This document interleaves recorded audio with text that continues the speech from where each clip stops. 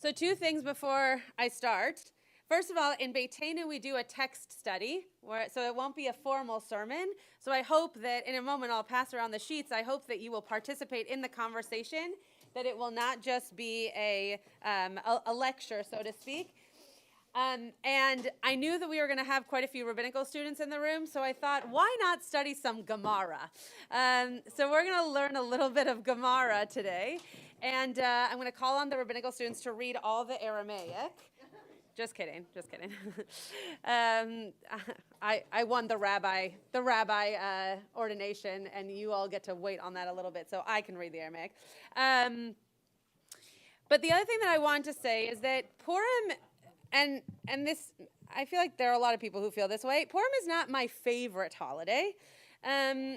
It is a very fun holiday, but I think that because it comes with so many elements that feel frivolous, it is actually a holiday that I have a very hard time connecting to.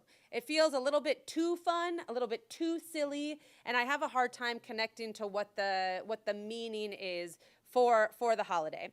When reading through the Megillah, I feel much more connected than just when I show up in a costume that I've been told to wear by our senior staff. So though this year it was an easy costume, and so I don't blame them so much. But the thing that I have a hard time with, and not because it's not sweet, it's extremely sweet and really a wonderful way of giving, is mishloach manot. Matanot le'evyonim, the giving of food and of gifts to the poor, I think is a beautiful practice that probably shouldn't just be done on Purim, but it's good that it's one that's highlighted on Purim. Mishloach manot are something that I've always thought was, first of all, it becomes a bit of a contest. I feel that people try to kind of outdo, what am I going to do for Mishloach manot that's going to be better than the other person? And it also ends up being something where we just get a lot of stuff. And so earlier this week, I was thinking about how we could, again, put some intentionality behind something that has become maybe removed from the actual mitzvah of giving food to people during this holiday. When we think about mishloach manot, there's actually rules around what you're supposed to give for mishloach manot. Now, people go nuts and have a lot of creative and wonderful ways of fulfilling this mitzvah. And I think that is wonderful. That is not that I have a creative brain, but it doesn't go towards mishloach manot for whatever reason. But the piece that I want us to think about is how can we be giving mishloach manot intentionally, and with the understanding that the reason we're giving mishloach, manot, Marshall's having a fight with the posters today. And the reason that we're giving the mishloach manot is because we're actually supposed to be feeding our friends. We're supposed to be fulfilling them with the mitzvah of a suda, of some kind of celebratory meal during Purim, and that the mishloach manot are actually supposed to help enhance and also fill up your table in case you cannot fill your table on your own. That's a beautiful practice. That is a wonderful way of thinking about this, and something that I think more of us need to do more often. The second thing, that wasn't second, the 500th thing that I'll say about mishloach manot before we start is that I also, because it's so close to Passover, one of the things that I often, and I'm sure others of you struggle with this as well, is how can I receive so many mishloach manot and know what to do with all of this chametz before I have to get rid of it?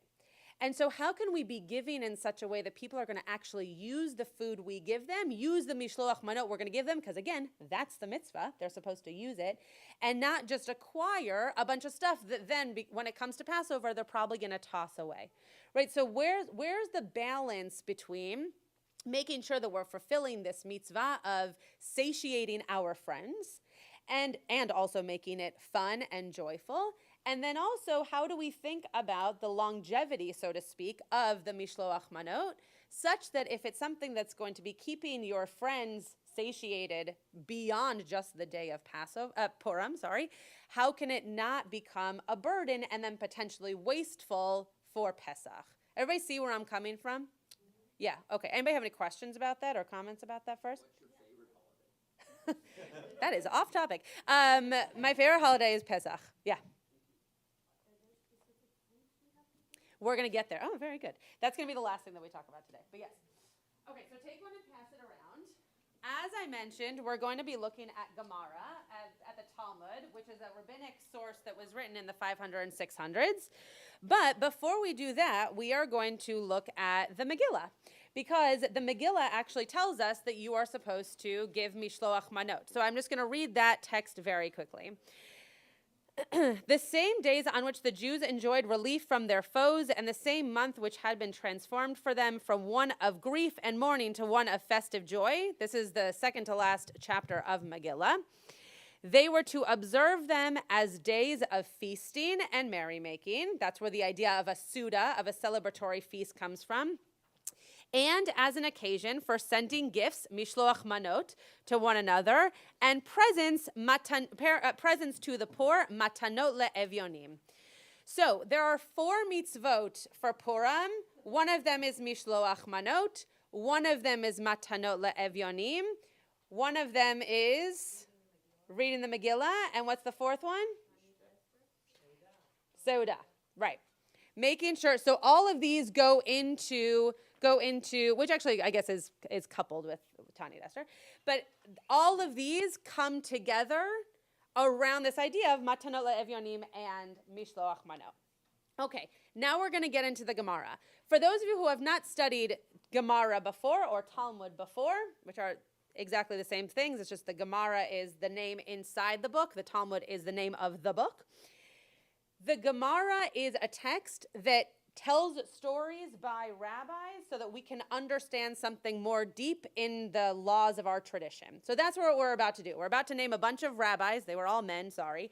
But we're about to name a bunch of rabbis and something that happened in their lives that's going to help us understand why we do the mitzvah of mishloach manot. I'm only going to read in Hebrew. I might throw a few phrases in here in Aramaic, but because I assume that even our rabbinical students don't have fluency in Aramaic, I'm going to stick to a language that we all can understand. You have fulfilled 2 mitzvot through us, our teacher. So this is coming in the middle of a page, right, where we're being dropped into the middle of something. But what we're going to talk about here is the mitzvah of sending portions to one another. Again, mishloach manot. And the mitzvah of gifts to the poor, matanot le'evyonim. Okay. By the way that this is written, this is copied from Sefaria. If something is in the bold, it is the actual text. If something is not bolded, it's commentary. So I might skip over some of the non-bolded pieces just for time's sake. The Gemara relates. So this is where the rabbis are going to teach us something. Rabbah, Guy 1, sent Purim portions from the house of the exilarch to Mare bar Mar in the hands of Abaye. So Rabbah, through Abaye, sent mishloach manot to this guy, Mare bar Mar. Everybody with me so far? You can picture that? Okay. His nephew and student. The Purim portions, mishloach manot, consisted of a sack full of dates and a cup full of roasted flour. And it gives you what the Aramaic for those 2 things are. Abaye said to him, now, Mare will say, even if a farmer, this was kind of like one of their sayings back in the day, even if a farmer becomes the king, the basket does not descend from his neck. If any of you can tell me what that means, I'd be very excited to understand that. So I'm just going to gloss over it. Rabbah was named the head of the yeshiva in Pumbedita, which means that he was a high-ranking official with lots of money. And nevertheless, he continued to send very plain gifts because he was impoverished. So you might think that he was this high-ranking official with a lot of money, A, because I just told you that, and B, because you would think that someone who's the head of a yeshiva, of a rabbinical school, might be wealthy. But I'll let you in on a little bit of a secret. No rabbi ever became wealthy by just being a rabbi, let alone being the dean of a rabbinical school, okay? So what this is saying is that Rabbah was the dean of this rabbinical school, and everyone thought that he would be wealthy because he was a man who held himself in very high regard. But actually, he didn't have a lot of money. And so he sent very plain gifts because that was what he could afford. That's what he could do. By the way, please stop me if you have any questions or comments. I'm gonna keep going a little bit here, but yeah. So I think another reason he might send plain gifts Yeah. is to make other people not feel uncomfortable. 100%. Yes, for sure. So we're going to get to that in just a second as well. What Angela is bringing up is that which is why actually I think that that Steinsaltz, who's the commentator in this particular Gemara, is saying to us, yeah, he was the head of this, let's call it a rabbinical school, and you might think, therefore, that he might give really beautiful gifts, but he gave less than he probably could have, and he gave very simple gifts because he wanted other people to also know that simple gifts is fine. Simple gifts is actually probably better than making it something extravagant and over the top. So I think Angela's right that even if he didn't have a lot of money, that probably the intention behind it had less to do with how much money he had and more to do with kind of leveling the playing field. Where's the other place in our tradition where the playing field is leveled no matter how much money you have? Yom Kippur, great, which is in association to what? Death. Everybody, and also Machatzit HaShekel, but that's something different.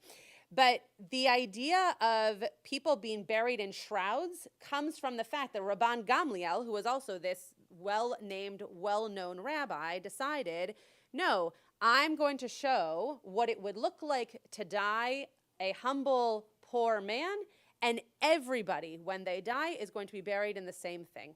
So in Jewish tradition, you're not buried in extravagant clothes, your hair is not done, your makeup is not done. You're buried in shrouds just like every other person around you. Okay? So Marei Bar Mar sent back to him. Remember that Marei Bar Mar was the one who received the Mishloach Manot. He sent back to Rabbah a sack full of ginger and a cup full of long peppers. So again, it possibly was more in terms of monetary value, but again, pretty basic. A much more expensive gift, Rav Steinsaltz, Zichrono Livracha, wants us to know. Abaye said to him, the master, Rabbah, will now say, I sent him sweet items and he sent me pungent ones. Rabbah's going to receive this gift back and say, wait a second, I sent you all these really delicious chocolates. I'm making it into modern day language. These really delicious chocolates that are so sweet and you could eat at any time, and he sent me back hot sauce. Right? So he's going to think to himself, wow, it might be really expensive and really wonderful, but it's not something that I'm necessarily going to be able to enjoy in the same way as the gifts that I sent to him. Everybody with me? Okay. In describing that same incident, Abaye said, when I left the house of the master, Rabbah, to go to Marei Bar Mar, I was already satiated. So when I went on my journey, I had already eaten. I didn't need to eat anymore. But when I arrived there at Marei Bar Mar's house, they served me 60 plates of 60 kinds of cooked dishes. Just sounds like going to a Jewish mother's home. And I ate 60 portions from each of them. So remember that in the Gemara, they're using numbers not in the same way that we use numbers. It probably wasn't 60. It was probably more like 4, right? But they're trying to exaggerate. And so why they're saying 60 is so they can exaggerate for you. So what's happening here is Abaye saying, I was full. I'm sure this has happened to people before. I know this has happened to my brother before when he was on tour with his a cappella group. You can ask him that story during Kiddush. But do you remember what I'm talking about? No. Oh, okay. Great. Ask me during Kiddush. But when you go to someone's house already full and they serve you food, your first instinct is, I have to be polite and I have to eat. Right? So what he's explaining here is that he showed up to this house already full, but because it was the Suda for Purim, they served a lot of different kinds of foods, and so Abaye ate all these kinds of foods and ate much more than he needed to of these foods. The last dish was called pot roast. Now, this is very funny because, of course, that's not what it was called, but that's what they're translating as. And I was still so hungry that I wanted to chew the plate afterward. He doesn't mean that he was so hungry because he had already just told us he was satiated. It's not that he was so hungry. It's that he was enjoying it so much that he wanted to continue eating it, but he had gotten to the bottom of the plate. So we're seeing a certain kind of gluttony here, right? Which is coming at the end of this description of Mishloach Manot. And I promise it's going to get back to why those two things are happening in this same story. In continuation, Abaye said, this explains the folk saying that people say, the poor man is hungry and does not know it. right? I actually don't think it's such a folk saying. I think it's really that is something that we know from hunger, right? When people live in a place where they've experienced hunger, what they teach you when you go into those places and you're feeding people is don't feed them all the food they can possibly eat. Their stomach won't be able to take it. You actually have to feed them very small amounts, even if they could eat much more, even if they think their eyes are obviously bigger than their stomach at that point because they're starving. But their stomach, because they're starving, is so small that if they eat too much, they could die, but they'll overfill themselves. There are many devastating stories of this post-Holocaust, that people left after the Holocaust. Their stomachs had gotten so small, but they were so hungry that they ate so much and actually ended up killing themselves by accident, obviously, by overfilling their stomachs. So not to make it too dramatic in this moment, but that's what he's saying here, right? That he was ready to. He, like a poor person, was not aware of that. And I actually wouldn't say poor, I would say hungry. He, like a hungry person, was not aware of the fact that he actually could have eaten more. Alternatively, there's another appropriate popular expression: room in the stomach for sweets can always be found. When I read this in the Gemara, I was like, oh, that's where this comes from? I thought it was just a thing that aunts say to their nieces and nephews when they want to serve them dessert, that you always have room in your stomach for dessert. I love that the rabbis in Judaism were the ones who came up with that. I think that's very cute. Let's just keep going, unless there's questions or comments. Okay. The Gemara relates that Abaye bar Avin and Rabbi Chanina bar Avin, would exchange their meals with each other to fulfill their obligation of sending portions on Purim. This is a different Abaye, I know, very confusing, and Rabbi Chanina bar Avin is now a new character to our story who we haven't yet met. But what the Gemara is about to tell us is that these two people would just exchange gifts with one another, right? There's not an obligation to send to all 400 members of your congregation. That is something that the leadership here at Beth does, right? To all 900 and some odd families, we send mishloach mana. But the obligation is not to send to hundreds of people. The obligation is just to send to a friend to make sure that they have food for their Suda. Rava said a person is obligated, this is going to bring in a different aspect of Purim that I'm sure most of you are aware of. A person is obligated to become intoxicated with wine on Purim until he is so intoxicated that he does not know how to distinguish between how cursed Haman is and how blessed is Mordechai. We're not going to get into this. It's a very problematic mitzvah, especially for people who are dealing with alcoholism, of course. But there's a very problematic mitzvah, and one that people take too far, right? So you could have 2 glasses of wine, not be, out of your mind intoxicated, and still have a hard time listening to the Megillah. That's what they mean. They mean like get kind of tipsy. They don't mean go crazy. But people, unfortunately, or fortunately, I guess if you're able to be in control of yourself, go crazy often because they think it's a mitzvah to do so. So just that's my soapbox. Take it as you will. We're not going to get into that mitzvah today. The Gemara relates that Rabbah and Rabbi Zerah prepared a Purim feast with each other, and they became intoxicated to the point that Rabbah arose and slaughtered Rabbi Zerah. Okay, so this is where, I'm glad you're all laughing. This is where it goes nuts, right? Like, oh, you took a mitzvah and you took the mitzvah too far. The next day, when he became sober and realized what he had done, Rabbah asked God for mercy and revived him. These are the best types of Gemara stories. Oh, sorry, I didn't mean to do that. Oh, great, he's back in life, right? Like the Gemara can do these things because it probably isn't a real story. And so when he dies, he realizes what he did wrong. He says, God, sorry, I really didn't mean to do that. I was a little bit too drunk last night. And then God revives him. Lots of problems with this story, but okay. Lovely that he came back to life. The next year, Rabbah said to Rabbi Zerah, let the master come and let us prepare the Purim feast with each other. Right? So what I learned from this moment, they are exclaiming, is that instead of going crazy and doing something for each other, let's just come together and do this together. Let's have a way of being able to celebrate this together. He said to him, miracles do not happen each and every hour, and I do not want to undergo that experience again. I don't want to die again. Well, that's a good thing. So The reason the story ends this way is because I think what we're trying to understand from Mishloach Manot, and then also with this addition of what a Purim Suda should be, is that it should not be and it does not need to be over the top. It just needs to be a way of satiating someone, right? We had two examples of over-satiation, one with intoxication, the other one with food. Both led to, well, one a little bit more extreme than the other, but both led to not so great outcomes. And what we're trying to understand is just giving mishloach manot, just giving, and we're going to talk about what those gifts need to be, but just giving mishloach manot plainly to make sure that someone has what to eat. You do not need to make sure that they go above and beyond. You just need to make sure that they are fed. So the Shulchan Aruch, which is our main body of Jewish law text, does not specify whether the food should be cooked either. So this is to Angela's question. One must send to their fellow 2 portions of meat or foodstuffs, as it says in Esther, and send portions to his fellow. So what does it mean, portions? It means that there needs to be 2 different things. 2 portions to one man is the obligation. 1 person is what they mean. Sorry, I didn't fix the translation. And anyone who sends more to their fellow is praiseworthy. So just one other person is fine. It doesn't need to be to everybody.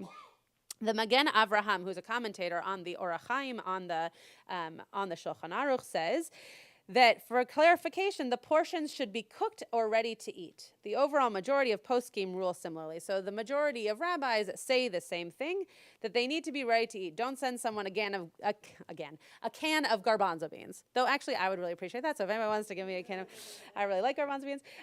But what they're basically saying is that the food needs to be ready to eat, right? So actually garbanzo beans is actually a bad example. Do not send somebody raw salmon. Right? Give someone salmon that's already cooked, or give someone something that's ready to eat. It has to be ready to eat. So garbanzo beans is fine, and feel free to give anybody garbanzo beans. So the reason for the difference in opinion may depend on the purpose of the mitzvah. Is mishloach manot primarily meant to be sent as a part of the Purim Suda, or is it purposefully aimed at creating, strengthening feelings of friendship and happiness? This is such an important point, right? Is this for us to feel like, wow, it's like, for those of you who are on social media, it's like when you post something, wow, I got this many likes, which by the way is terrible for your mental health, but I got this many likes, or on my birthday, I had this many people respond and say happy birthday to me. Is that the idea of mishloach manot, right? The amount that you receive? Or is it the fact that you received anything such that you could eat? Right? A really important thing to decide and to understand. And if you are someone who can do it for both reasons, harei ze meshubach, that's wonderful. Right, exactly. The idea that you can feel those feelings of connection, whether it's community or friends, with the other people who are either giving or receiving the mishloach manot. The Trumat Hadeshin holds that the chief purpose is to make sure each and everyone in the community has proper food to eat at the Suda. Most poskim, those who are writing halakha, writing Jewish law, deem mishloach manot to be a sign of friendship and joy between people, just like Angela just said. The Aruch HaShulchan proves that if the portions were meant for the Suda, then one would not fulfill the obligation by sending mishloach manot to the rich, because they would already have food, right? So you would only then send to the poor, but we specifically have 2 mitzvot. 1, to give food to the poor. 1, to give food to your friends, no matter their socioeconomic standing. However, one does fulfill the mitzvah by sending to the rich, since it's not meant for the meal, but rather to increase simcha. Okay, this is the last little piece here, and then we'll go into Musaf. The nafka mina, the general takeaway between the 2 opinions would be, what type of food do you choose to send? Pre-cooked dishes or baked goods would probably be fit for the meal, while nash and canned foods, garbanzo beans, would be put aside for later. Okay? So what we're getting at here, what we're trying to understand here, or what we're trying to learn here to be able to put into practice, is this idea that mishloach manot are a way for us to create connection, are a way for us to feed other people in our community. But it does not have to be something that, first of all, breaks the bank. It also does not have to be something that you are the only person who's going to be able to provide for them. So when you give mishloach manot, it must be that something is cooked and ready to eat, and that something, and the other thing can be something that is in need of preparation. Very often when we talk about what to give for Mishloach Manot, people say that it should be something fresh and something cooked. So a lot of people will get like a Hamantaschen and a clementine. I'm happy to give statistics after Purim and tell you how many clementines and Hamantaschen I got. But it's a beautiful Mishloach Manot gift because it's exactly right. Both able to eat, one fresh, one that can be saved. So this isn't really a blessing, but my charge to all of you would be that when you are creating Mishloach Manot this year, whether for one person or for many people, I challenge you to think about what are you giving, why are you giving it, and how is it going to be something that brings both joy and also satiation to the people who you are giving to. Do you have something to say, Ma? Yeah, go ahead. Yeah. Totally. There's also a law that even if you're poor, you exchange gifts with another poor person. Yes, right? yes, So exactly. You could have done it for yourself, but there's something about the giving. 100%. I think that's what Angela was getting to too, right? That it's not just about the stuff that you give, but it's also about seeing the person while you give it to them, being able to say Chag Sameach. It's sometimes why people give out Mishloach Manot actually at Purim, right, while they come to hear the Megillah, because they want to be able to see the person, not just drop it at their front door, but to be able to really have that moment of interaction. So that's exactly right. I also want to just say, I know that some of what I said was very tongue-in-cheek.